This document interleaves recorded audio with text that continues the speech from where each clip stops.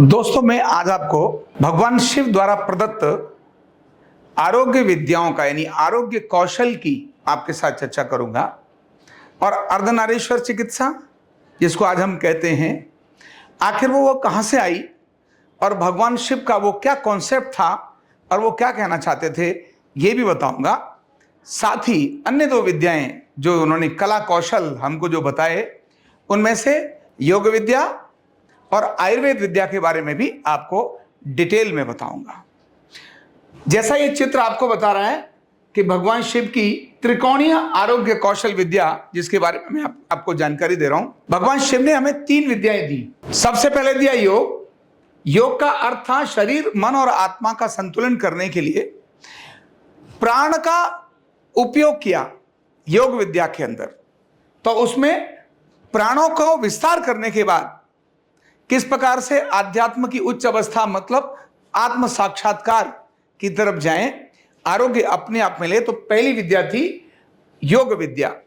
दूसरी विद्या दी भगवान ने अर्धनारीश्वर विद्या। अर्धनारीश्वर का मतलब हर शरीर में स्त्री और स्त्री के शरीर में पुरुष, ये दोनों हैं, यानी हर शरीर में स्त्री और पुरुष हैं।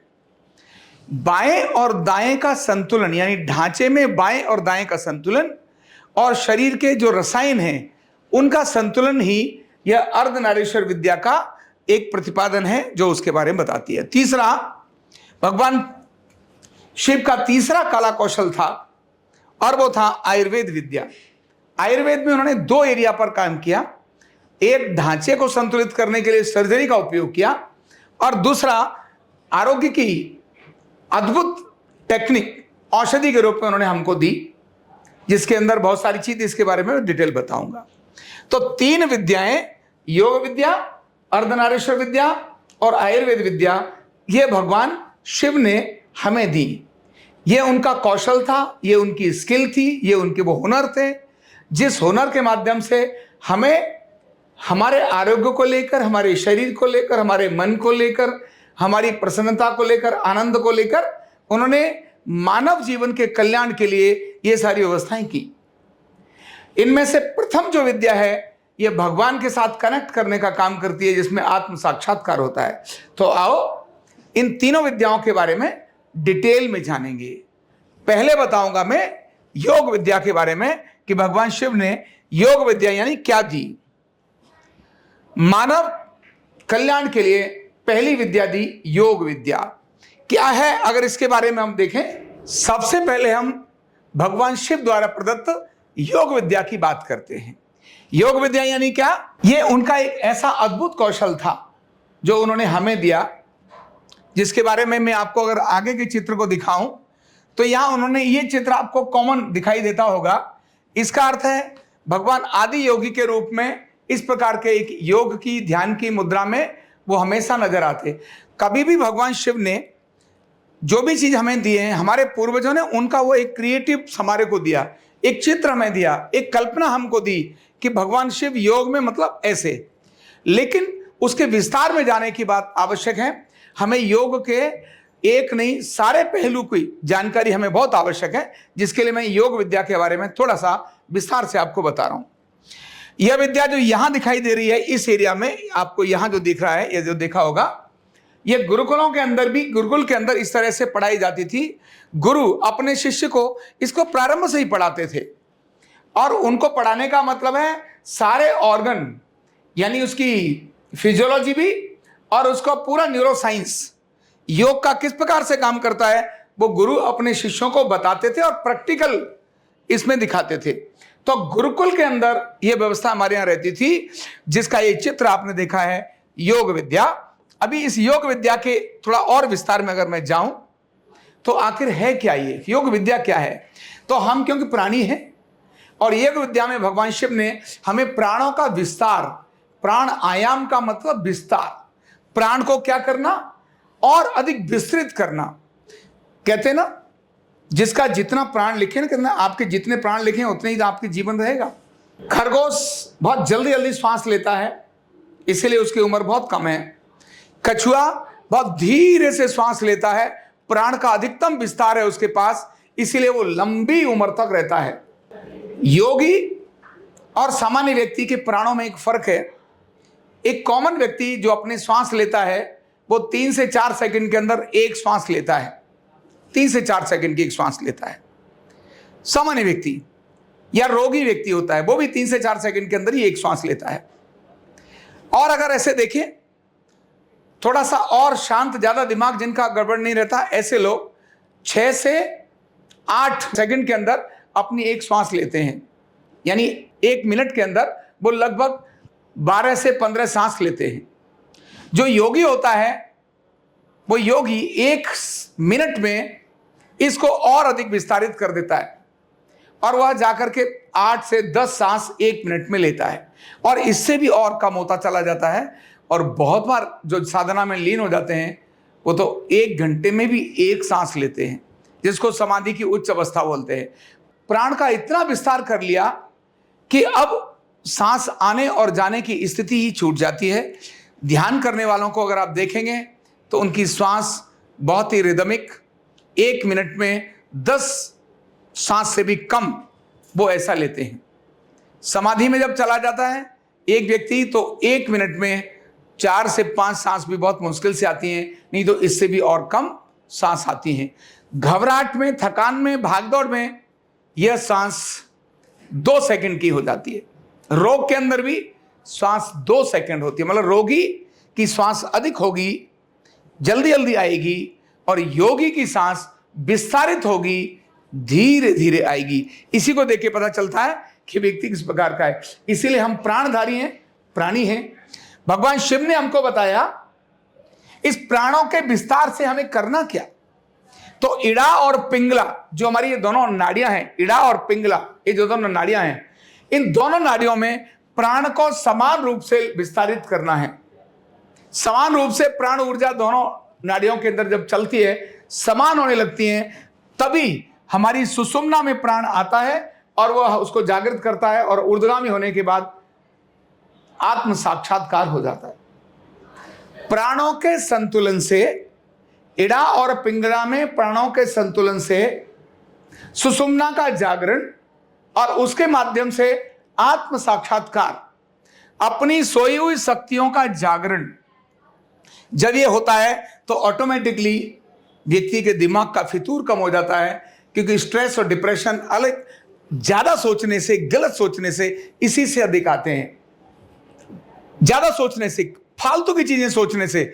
योग में जाने के बाद जैसे ही इड़ा और पिंगला आपकी बैलेंस होने लगती हैं, आपके विचारों में जो नेगेटिविटी थी, जो अनावश्यक विचार थे, वो कम होने लगते हैं, केवल उपयोगी विचार आपके पास आते हैं, तब आपको संतुलित कहा जाता है। ऐसे में सुषुम्ना का जागरण होता है और आत्म साक्षात्कार हो जाता है।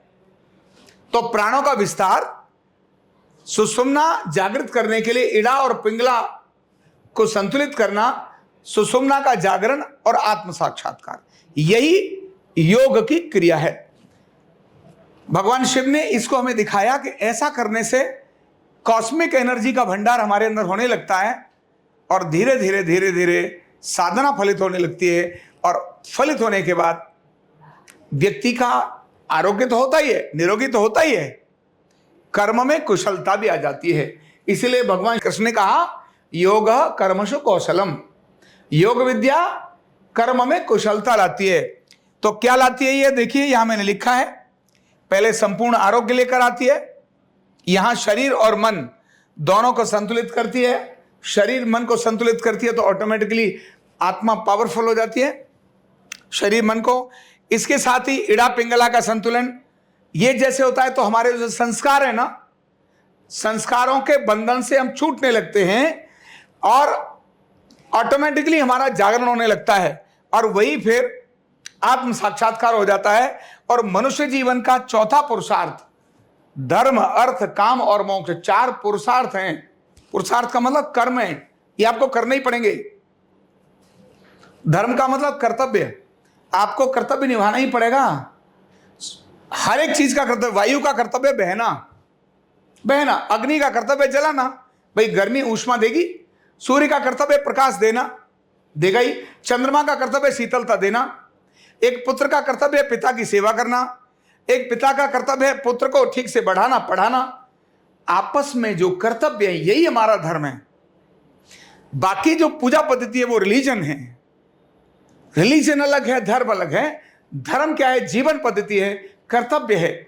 इसलिए जो चौथा पुरुषार्थ है, धर्म, अर्थ, काम और मोक्ष, जब ये योग की अवस्था में धर्म होता है, उसके हिसाब से अर्थ होता है यानी संसाधनों का संग्रह, इसके बाद क्या है? काम होता है, मतलब कामनाओं की पूर्ति, तो ऑटोमेटिकली मोक्ष हो जाता है।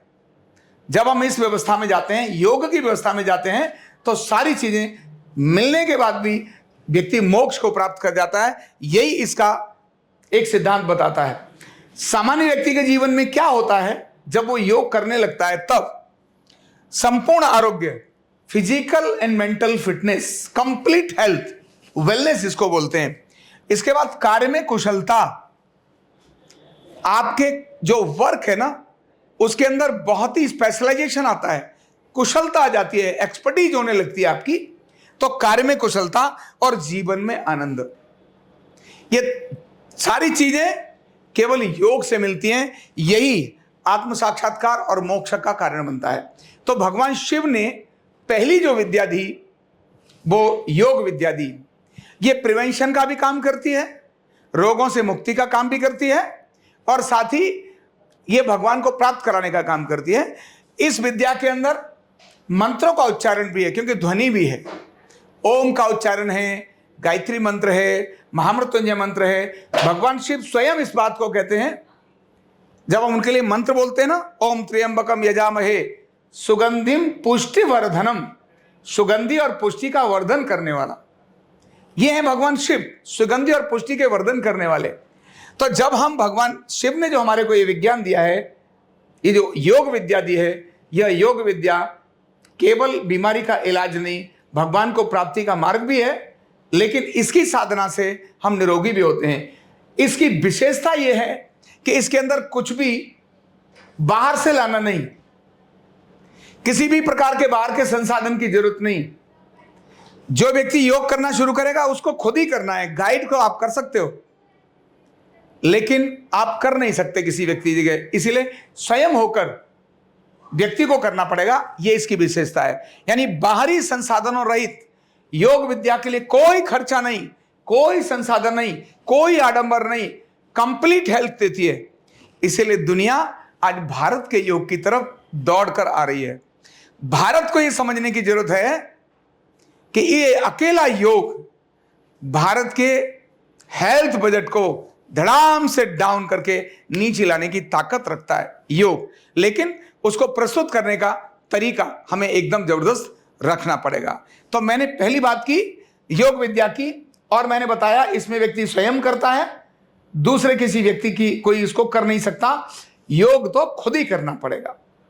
तो अभी दूसरी विद्या की बात करूंगा मैं, और वो है अर्धनारीश्वर विद्या। अर्धनारीश्वर विद्या के बारे में बात करूंगा आपको।